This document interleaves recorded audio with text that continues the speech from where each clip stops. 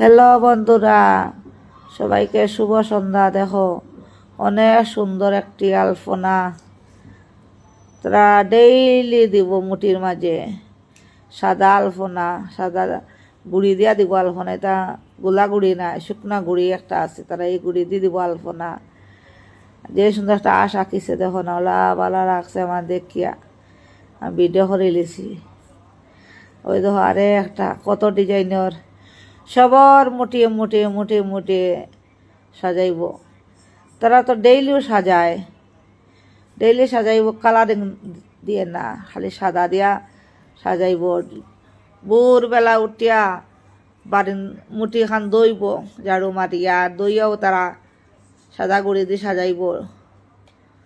আর আজকে তারা সংক্রান্তির লাগে তারা কালারিং সাজাইছে।